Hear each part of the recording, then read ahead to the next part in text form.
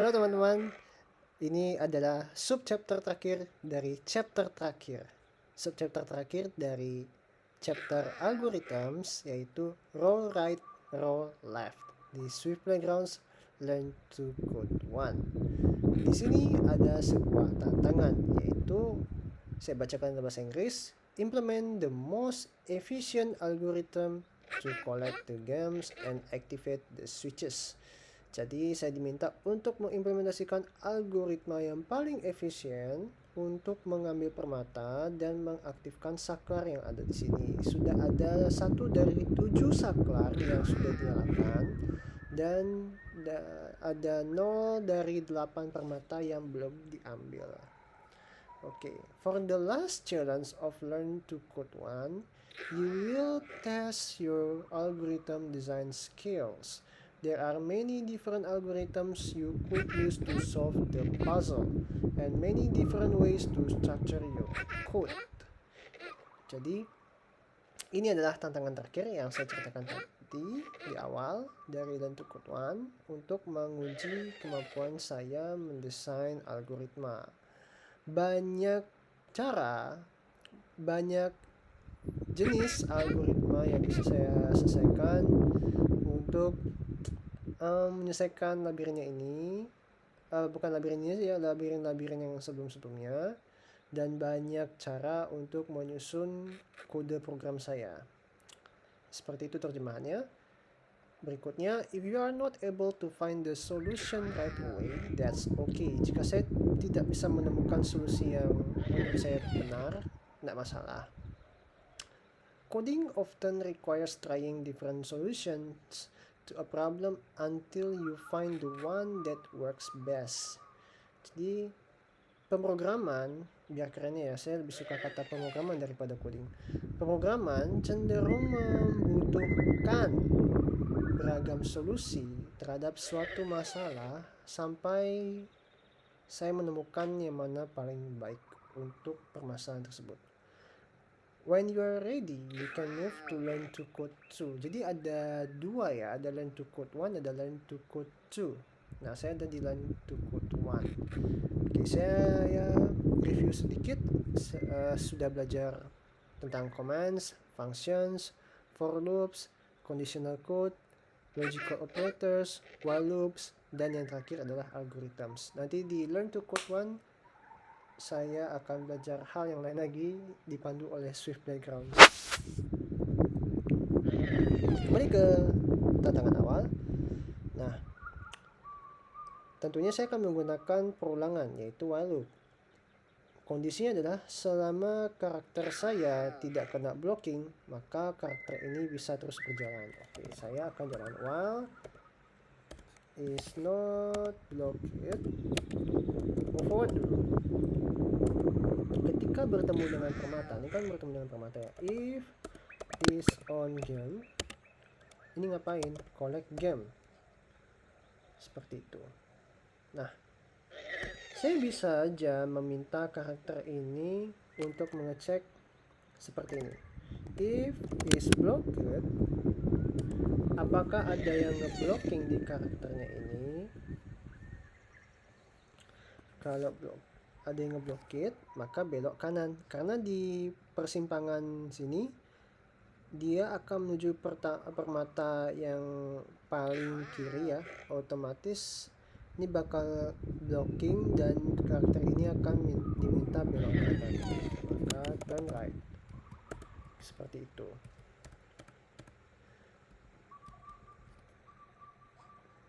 Oke, kemudian kita coba jalankan dulu ya. Saya akan copy kode programnya untuk antisipasi. Saya akan pilih opsi run faster ya. Oke, belok kiri, jalan, ngeblocking, berhenti. Nah, sekarang yang dihadapi karakter ini adalah dia berada di jalan buntu di depan dan di kanannya juga ngeblocking. Nah, berarti if is blocked and is blocked right, maka dia turn left seperti itu. Kemudian kita akan coba selesaikan sampai permata ini ya. Ketika nyampe permatanya ini, semestinya dia bisa menelusuri semuanya hingga mencapai saklar yang terakhir di ujung sini, semestinya. Oke, berarti tinggal if is on close switch, maka turn toggle switch. Nah, sekarang pertanyaannya, ketika mencapai toggle switch-nya ini, di belok kiri jalan, posisinya kan menghadap ke depan sini ya, otomatis kan ada ngeblocking nih. Berarti kalau karakternya, kalau dia ngeblocking setelah toggle switch-nya ini, if is blocked, maka ngapain? Belok kiri kan, turn left, seperti itu.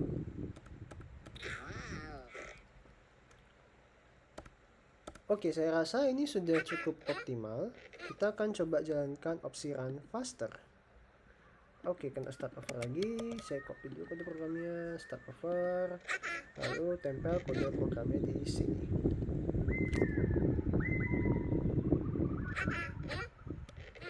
Oke, tempel. Saya akan jalankan opsi run faster.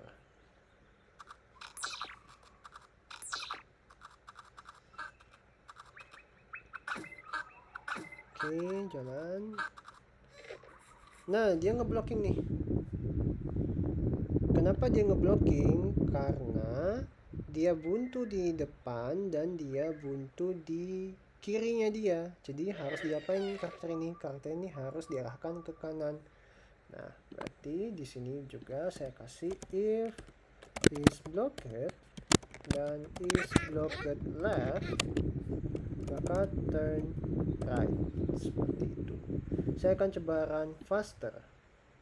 Oke, kena lagi start over. Saya sudah salin kode program saya barusan. Saya akan tempel. Oh gosh. Oh.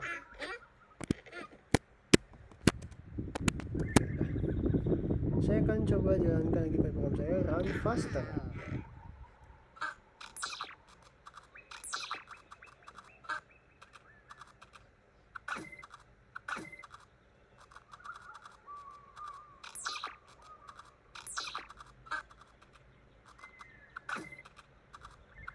Oke.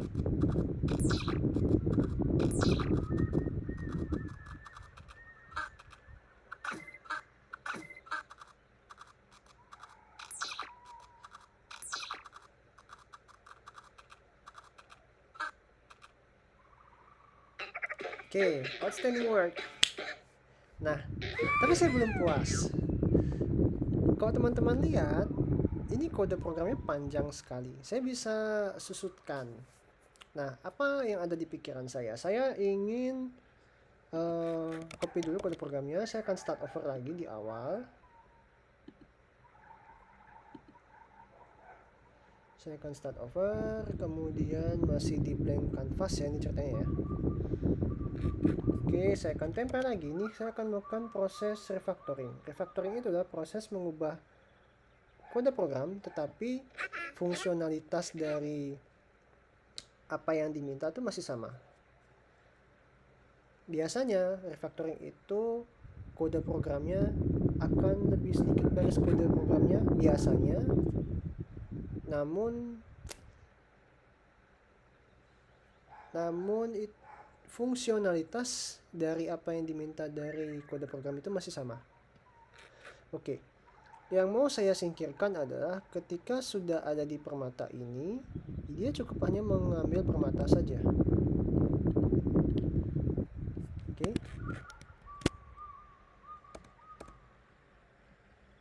Dan ini juga sama. Seperti itu, di is on close switch juga sama, di is on game juga sama. Nah, berikutnya kalau saya jalankan kode programnya ini dengan opsi step through my code ya, apa yang akan terjadi?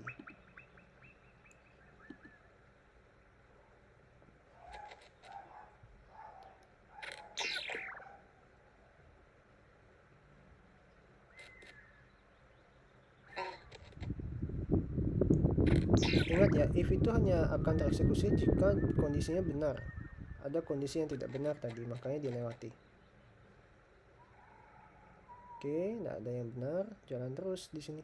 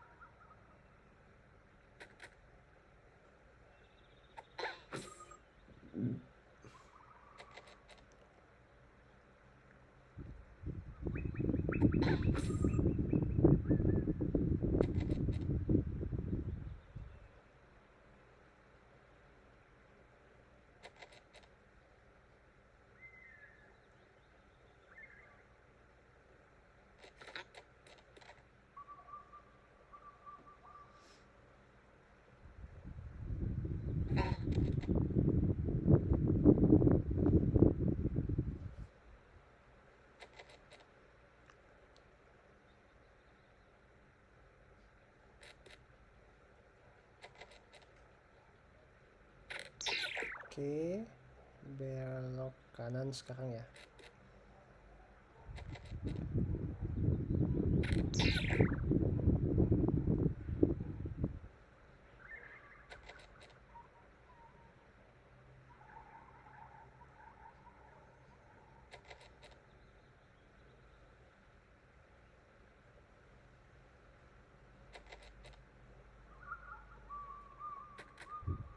Oke, dia turun.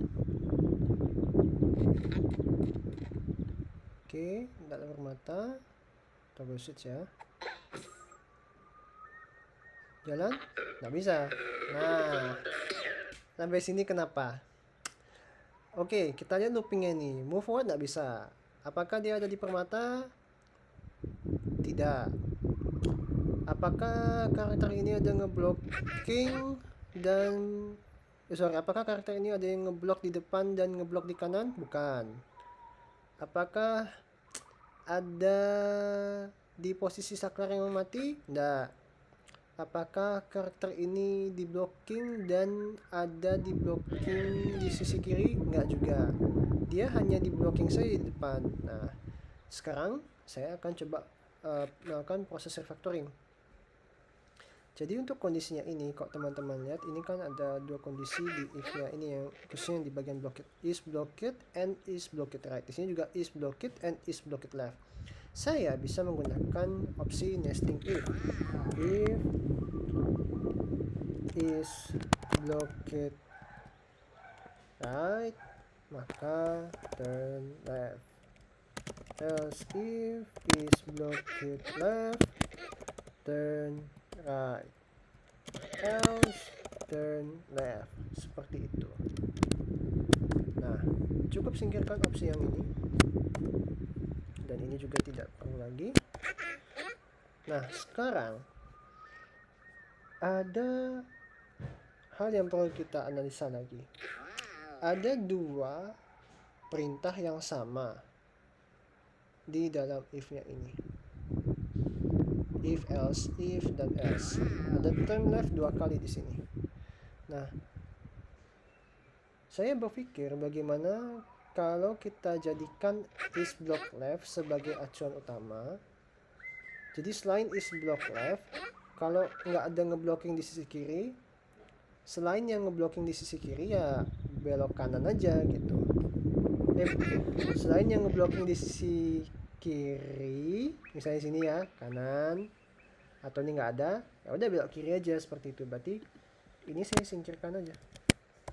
Is blocked left di dalam if is block ya, di dalam if is block ini ada if is block left dan right, else dan left, seperti itu. Nah, kalau teman-teman lihat kode programnya lebih sedikit ramping dibandingkan kode program yang di awal tadi saya selesaikan di challenge awal yang ini ya. Nah, saya akan coba jalankan dengan opsi run faster ya, biar kita lebih cepat. Oke, saya akan copy kode programnya, lalu saya akan ke run faster, start over.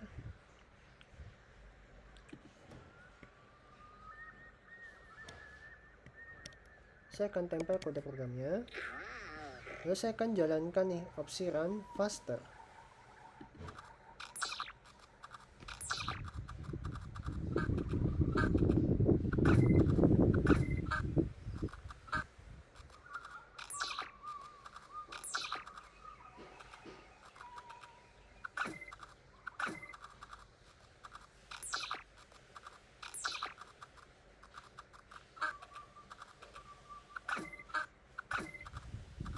Oke, blockingan ini udah jalan ya, udah nggak ada yang menghambat lagi. Oke, selesai. Outstanding work. Akhirnya. Oke, learn to code 1 sudah selesai. Nanti jika saya ada waktu, saya akan lanjut ke learn to code 2 ya. Saya akan tunjukkan sedikit learn to code 2 seperti apa. Kebetulan ada yang sudah saya kerjakan. Nanti saya akan reset ulang. Learn to code 2 itu ada chapter-chapter seperti variables, types, initialization, parameters, word building, dan arrays. Oke, seperti itu sneak peek dari Learn to Code 2 dari Swift Playground. Oke, teman-teman, terima kasih sudah menonton. Sampai jumpa di lain kesempatan. Semoga saya ada waktu untuk membuat video Learn to Code 2 di Swift Playground.